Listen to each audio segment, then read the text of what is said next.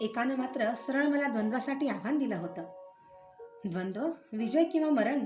तो माझ्या अंगावर दात ओठ खात धावून आला.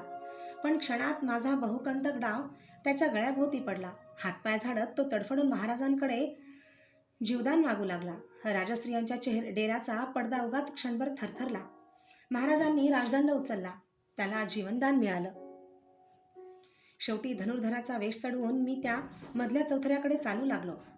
माझ्या अंगावर पिवळं वस्त्र होतं, खांद्यावर निळं उत्तरीय होतं. धीमी पावलं टाकीत मी चौथऱ्याच्या पायदंड्या चढू लागलो. साळींद्राच्या शरीरातून शेकडो टोकदार नलिका एकाच वेळी बाहेर सुटतात तसे अनेक बाण माझ्या धनुष्यातून वेगानं सुटू लागले. वारुळात नाक घुसतात तसे ते लक्षात घुसू लागले. एक जिद्म बाण मी सोडला. मधले असंख्य अडथळे चुकून तो वाकडा तिकडा होत समोरच्या लक्षात अचूक घुसला. आकाशात फेकलेल्या फळांचे माझ्या बाणांनी असंख्य तुकडे होऊ लागले. इतके बारीक तुकडे की वर जाताना फळ दिसे, पण खाली मात्र बारीक चूर्ण पडू लागलं. आता शेवटचा हात मला करावायचा होता. आवाजाचा लक्षभेद. केवळ आवाज ऐकून लक्ष टिपायचं हा महत्वाचा लक्षभेद होता. सगळं वातावरण शांत होतं. लक्षभेदापूर्वी माझे डोळे वस्त्रानं बांधले गेले. एक सुचीबाण हातात घेऊन मी तो ओठाला लावला. मला आता गुरुचं स्मरण करावं असं सुद्धा वाटलं नाही, कारण मी कोण होतो ते मला माझंच काही कळत नव्हतं. प्रकाशाच्या किरणाला गुरु कोण आणि आशीर्वाद कसला? ते कुत्र माझ्या मागं बांधण्यात आलं. ते भुंकावं म्हणून एक सेवक त्याला तीक्ष्ण भाल्याच्या पात्यानं दुरून टोचणार होता. पण टोचणारा कुत्रा भालं यापैकी काहीच विचारात घ्यायचं नाही. आता फक्त आवाजाचा लक्षभेद. फुटून कानावर आदळणाऱ्या ध्वनिलहरीवर मन केंद्रित. माझ्या सर्वांगाचे कान झाले. सावधानतेचा संकेत मला मिळाला. माझ्या कानांचे डोळे आवाजाचं लक्ष शोधू लागले. आता कानांवर पडेल तो आवाजाचा पहिलाच स्पंद इतक्या झटक्यात टिपायचा होता. सगळीकडे स्मशान शांतता पसरली. श्वास सुद्धा रोखले होते. एकमेकांच्या हृदयांची धडधड ऐकून यावी अशी निश्चल शांतता होती. आवाजाचा एक मंजूळ स्वर माझ्या कानांवर आदळला. बाण धनुष्यातून सुटला नाही, तोच कुत्र्याचं भुंकणं ऐकू आलं. सगळं एका क्षणात होऊन गेलं. बाण धनुष्यातून सुटला होता. मी डोळ्यांवरचं वस्त्र अधीरपणे बाजूला सारून कुत्र्याकडे पाहिलं. ते अजूनही भुंकत होतं. तो बाण कुत्र्याच्या तोंडात बसला नव्हता. माझा लक्षवेध चुकला होता. जीवन गरगरलं होतं. अंगातील तो तेजाचा झोत कुठंतरी निघून गेला. मला एकदम थकल्यासारखं वाटू लागलं. ग्लानी येऊ लागली. सगळीकडे घोषणांचा पाऊस पडू लागला. पांडुपुत्र अर्जुनाचा विजय असो, गुरुवर्य द्रोणांचा विजय असो. मर्मभेद करणाऱ्या लक्ष ओठातून स्फुरलेल्या लक्ष घोषणा. असं कसं झालं? आवाजाचा लक्षभेद कसा चुकला? तो मंजूळ आवाज कसला? कुत्र्यानं आपला स्वर बदलला की काय? मग माझा बाण कुठं गेला? असंख्य प्रश्नांच्या विजा माझ्या मनाच्या कोंदटलेल्या ढगाळ आकाशात चमकू लागल्या. पायांखालचा चौथरा सरकतो आहे असं वाटू लागलं. मी कुठे होतो? पृथ्वीवर, स्वर्गात की नरकात? पांडुपुत्र अर्जुनाचा जय जयकार करणारी ही नरकातील भूतावळ आहेत की काय? सगळा आखाडा माझ्या भोवती गोल गरगर फिरू लागला. मस्तक मांडीत खुपसत मटकन खालीच बसलो. माझ्या पायात ती नीलकमलांची माला होती. मानाची माला. तिचे हजारो तुकडे करून ते स्वैर फेकून द्यावेत म्हणून मी ती उचलली. इतक्यात गुरुद्रोण आणि अर्जुन चौथऱ्यावर आले. कसा तरी उठून उभा राहिलो. माझ्या हातातील माला गुरुद्रोणांनी आपल्या हातात घेतली. अर्जुनाचं अभिनंदन करण्यासाठी भीम, युधिष्ठिर सगळे चौथऱ्याकडे ओरडत धावले. कर्ण योद्ध्यांच्या राज्यातील भिकारी ठरला. कर्ण समर्थाच्या जगातील कीटक ठरला, कारण त्याच्याजवळ आवाजाचा लक्षभेद नाही. जगाला थरारून सोडणारा तो अचूक बाण त्याच्याजवळ नाही. हा बाण त्याच्याजवळ, त्यालाच जगात किंमत. जग हे सामर्थ्याची पूजा करतं. ते सामर्थ्याचं पाय धुतं. जगात मानानं मिरवायचं असेल तर हा आवाजाचा लक्षभेद शिकलाच पाहिजे. जिथं असेल तिथं जाऊन त्याने ही विद्या घेतलीच पाहिजे. तरच त्याला जग मानेल, अन्यथा तो उपेक्षितच राहील, वंचितच राहील. मी चौथऱ्यावरून तोंडघशी उडी मारली असती तरी माझं कपाळ फुटलं नसतं. माझं मन असहाय्यपणे आक्रंदन करू लागलं. काय करू? चौथऱ्यावरून खाली सरळ तोंडावर उडी मारावी आणि कपाळमोक्ष करून घ्यावा असं मला पुन्हा वाटलं. पण वास्तवता ही क्रूर असते. कधी ती माणसाला सरळ मरूसुद्धा देत नाही. कारण माझं शरीर अभेद्य होतं. या धुंद मानवांच्या राज्यात या कर्णाला आता कोण सावरणार? एकटा त्याचा भाऊ शोण. माझे डोळे गरगरत शोणाला शोधू लागले. महाद्वारापाशी उभा राहून तो अक्षरशः उत्तर्यानं आपले डोळे पुसत होता. त्याच्या भावाचा हा जीवघेणा मर्मभेदी पराभव त्याच्या भावप्रधान हृदयाचे शतशः तुकडे करीत होता. त्याची समजूत घातली पाहिजे. मी सावरून चौथऱ्याच्या पायदंड्या उतरू लागलो. गुरु द्रोणांनी नीलकमलांची माला अर्जुनाच्या गळ्यात घालण्यासाठी हात उंचावला. सगळीकडे एकच कल्लोळ झाला. पांडुपुत्र अर्जुनाचा विजय असो, गुरुवरे द्रोणांचा विजय असो. इतक्यात महाराज धृतराष्ट्रांच्या हातातील राजदंड आपल्या हातात घेऊन तो आकाशात उंचावीत पितामह भीष्म थरथरत्या स्वरात मोठ्याने ओरडले, थांबा. पण त्या गदारोळात त्यांचा आवाज कोणालाही स्पष्टपणे ऐकू गेला नाही. गुरुद्रोणांनी नीलकमलांची माळ अर्जुनाच्या गळ्यात घातली. टाळ्यांचा प्रचंड कडकडाट झाला. एक एक जण चौथरा उतरू लागला. मी जिवंत आहे की मृत ते माझं मलाच नीट कळेना. एवढा संभ्रम माझ्या भोवती दाटला होता. पितामह भीष्म थरथर कापत होते. त्यांच्या हातातील कुरुकुलाचा सोनेरी राजदंड डळमळू लागला. हातातील राजदंड उंच उंच उचलून एकसारखे हात हलवीत ते नगरजनांना संकेत करू लागले. राजकुमार अर्जुनानं ते बघितलं. त्यानं हात उंच करून सर्वांना थांबण्याचा निकराचा संकेत करताच सगळा आखाडा शांत झाला. पितामह भीष्मांचा कंपित पण कणीमय धारदार आवाज ती शांतता चिरू लागला. गुरुद्रोण आणि हस्तिनापुरातल्या नगरवासियांनो, मी गंगापुत्र ज्येष्ठ कौरव भीष्म सांगतो आहे, अर्जुन आजचा सर्वश्रेष्ठ धनुर्धन नाही. सगळ्यांची हृदय पुन्हा धडकू लागली. सगळ्या आखाड्यावर कुतूहलाचं किचकट जाळं पसरलं. नगरजन कुजबुजू लागले. कोणीतरी मोठ्यानं ओरडलं, मग पितामह, कोण आहे सर्वश्रेष्ठ धनुर्धर तुम्हीच सांगा. कर्ण, पितामहाचा घनगंभीर आवाज सगळ्यांच्या कानात बाणासारखा घुसला. मी आणि शोण महाद्वारातून बाहेर पडणार होतो, पण तो आवाज ऐकताच आम्ही परतलो. तो कसा? गुरुद्रोणांनी त्यांना लागलेच विचारलं.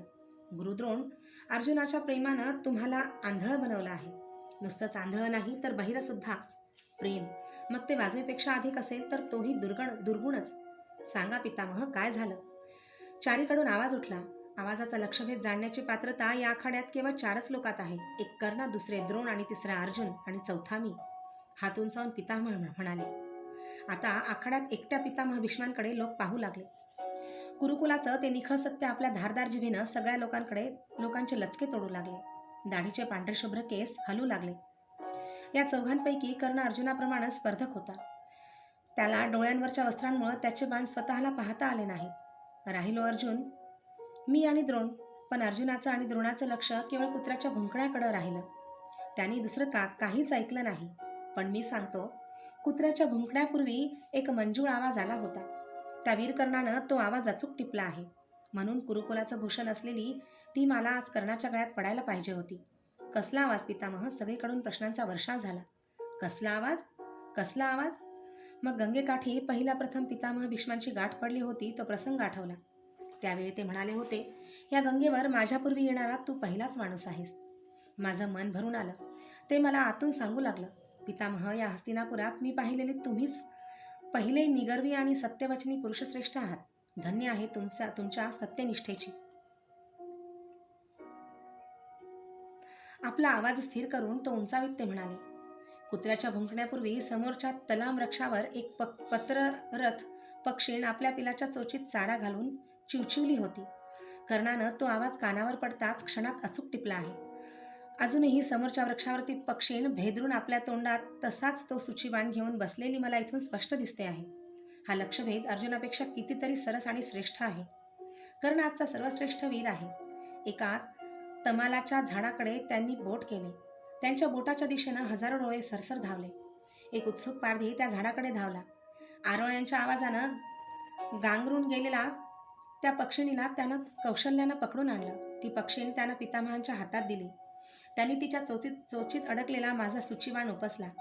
परत तिनं तोच नाजूक मंजूळ चिवचिवाट केला. मला तो ऐकताच सर्व प्रकारची संगती लागली. तिला त्यांनी आकाशातून सोडून दिलं. चिवचिवाट ती आपल्या घरट्याकडे फडफड करत निघून गेली.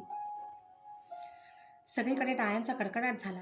शोणानं महाद्वारात मला आनंदानं कडकडून मिठी मारली. सगळीकडे घोषणांचा पाऊस पडला. वीर कर्णाचा विजय असो, पितामह भीष्मांचा विजय असो. वातावरणातला कण गंगेतल्या जलबिंदूसारखा थुईथुई नाचू लागला. कुठल्या तरी अशोकावर एक कोकिळ तानांवर ताना घेऊ लागला. माझ्या मनात अनेक परस्पर विरोधी भावनांचा संमिश्र गोंधळ झाला. पितामह भीष्मांबद्दलच्या आदरानं क्षणात मन भरून गेलं. तर क्षणात घाईघाईनं अर्जुनाच्या गळ्यात अजिंक्यपदाची मानाची माळ घालणाऱ्या द्रोणांच्या तिरस्कारानं ते पेटू लागलं. क्षणात माझ्यासाठी डोळे पुसणाऱ्या माझ्या प्रेमळ भावाच्या निर्भय प्रेमानं माझं मन गहिवरू लागलं, तर क्षणात स्वतःच्या कंठात ती मला अडकविणाऱ्या राजपुत्र अर्जुनावरच्या संतापाने ते थरथरू लागलं. मन म्हणजे रंग बदलणारा सरडा असतो की काय नकळे. अशा विविध भावनांच्या वेळी एकच भावना श्रेष्ठ ठरते आणि ती म्हणजे क्रोधाची. क्रोध हा अग्नीसारखा असतो. अपसमजाचा वारा त्याला लागला तर त्याचा वणवा होतो. त्या वणव्यात इतर सर्व कोमल भावनांची जळून राख होते आणि हा वणवा एकदम पेटला की आवरत नसतो. माझे ओठ रागानं थरथरू लागले, कानातील कुंडलं लाल झाली. मी सर्वश्रेष्ठ असतानाही अर्जुनाच्या गळ्यात नीलकमलांची माला का? पितामह भीष्मांसारख्या सत्यवचनी आणि निपक्ष पंचाच्या निर्णयाला इथं काय मान आहे? माझ्या कानावर शब्दांचे आघात पडू लागले. आज आम्ही धन्य झालो. कर्णासारखा धनुर्धर निखिल आर्यावर्तात मिळणार नाही, पण बिचाऱ्याचा यथोचित सत्कार झाला नाही. समाज किती तरी ढोंगी असतो. तो एकाला तर एकदा भलत्यालाच शिरावर घेऊन नाचायला तयार असतो. आज आमच्या डोळ्याचं पारणं फिटलं. असला लक्षभेद आम्ही पाहिला नाही आणि ऐकलाही नाही, पण ती मला कर्णाच्या गळ्यात पडायला हवी होती. त्याची पोकळी सहानुभूती माझी लाही लाही करू लागली. अंगातील रक्त जोरात फिरत मला गरजून सांगू लागलं, जगाच्या सहानुभूतीवर जगण्यासाठी तुझा जन्म नाही ना कर्णा. उठ आणि स्वतःचा निखळ विजय सिद्ध कर. खांद्यावरचं उत्तरीय मी परत शोणाच्या अंगावर फेकलं आणि चौथऱ्याच्या दिशेनं नगरजनांच्या जमावात घुसलो. आता आखाड्याला यात्रेचं स्वरूप आलं. न्याय अन्याय, सत्य असत्य काय हे आखाड्यातील बऱ्याच लोकांना समजेना. मी हात उंचावून थांबण्याचा संकेत करताच माझ्यावरच्या प्रेमानं भारावलेला तो अफाट जनसमुदाय खाली बसला. मी काय म्हणतो ते ऐकण्यासाठी हजारो कान टवकारले गेले. हात उंचावून उच्च स्वरात मी म्हणालो, माझ्या गळ्यात नीलकमलांची माला पडली नाही म्हणून माझा विजय कलंकित आहे असं जर अजूनही कुणाला वाटत असेल तर मी कर्ण हस्तिनापुरातल्या चौथऱ्यावर उभा राहून पांडुपुत्र अर्जुनाला द्वंद्वासाठी स्पष्ट आव्हान देतो आहे. द्वंद्व युद्धच ठरविल की सर्वश्रेष्ठ कोण. मला कोणाची भिक्षा नको होती. सगळे लोक परत उठले. त्यांनी घोषणा दिल्या, बरोबर आहे, बरोबर आहे. सगळ्या लोकांचे कान महाराज धृतराष्ट्र काय निर्णय देतात याकडे लागले. सगळीकडे शांतता पसरली. इतक्यात कृपाचार्य मध्येच आपल्या आसनावरून उठले आणि तरातरा चालत चौथऱ्यावर आले. माझ्यावर एक तिरस्काराचा भेदक कटाक्ष टाकून महाराजांना अभिवादन करून ते म्हणाले, महाराज, मी कर्णाच्या पथकाचा गुरुदेव कृपाचार्य बोलतो आहे. कर्ण हा तसा माझा शिष्य आहे, पण मला त्याचं कुल माहीत नाही. त्यानेही कधी ते कुणाला सांगितलं नाही. राजपुत्र अर्जुन हा क्षत्रिय कुलोत्पन्न आहे. युद्धशास्त्राच्या आणि धर्माच्या नीतीप्रमाणे केवळ समान कुलातील युद्धातच द्वंद्व खेळलं जाऊ शकतं. या हस्तिनापुरातल्या सर्व नगरजनांना कर्णानं प्रथम आपल्या त्या दिव्य तेजस्वी कुलाचं नाव सांगावं, म्हणजे राजपुत्र अर्जुन त्याच्याशी केव्हाही द्वंद्व खेळेल. कारण द्वंद्वाचा निकाल एकच असतो, विजय किंवा मरण. त्यांचे ते शब्द भाल्याच्या टोकासारखे मला विद्ध करू लागले. कोणत्या कुलाचं नाव मी त्या हस्तिनापुरातल्या सामर्थ्याची परीक्षा लावणाऱ्या चौथऱ्यावर उभा राहून सांगू? मी एका सारथ्याचा पुत्र आहे असं मी या समवंशातल्या तेजस्वी पुरुषश्रेष्ठांच्या समोर कसं सांगू? क्षणभर माझं मन विचाराच्या वादळात सापडलं. मान खाली घालून विचार करू लागलो. मनात दोन प्रबळ विचारांचं द्वंद्व सुरू झालं. एक मन ओरडून म्हणत होतं, सांग कर्णा, तुझी उघडी छाती फुगवून ताठपणे सांग की मी अधिरथ बाबा आणि राधामाता यांचा पुत्र सूतपुत्र कर्ण आहे. मी शोणाचा भाऊ कर्ण आहे, मी सारथी कर्ण आहे. पण दुसरं मन म्हणत होतं, या सगळ्या कोत्या मनाच्या माणसात तुझ्या कुलाचं कोणत्या शब्दात आता स्वागत होईल? सगळेजण तुच्छतेने म्हणतील, काय सारथ्याचा पुत्र, मग इथं कशाला आला? घोड्याच्या शाळेत पाठवा त्याला. माझ्या मनाचं रोपटं विचारांच्या वादळी वाऱ्यात इकडे तिकडे डोलू लागलं. पावसानं झोडपलेल्या देठ मोडलेल्या कमलाच्या फुलासारखी माझी मान आपोआपच खाली झाली. कोणीतरी चौथऱ्यावर येत होतं. मी अधीरतेनं मान उंचावून पाहिलं.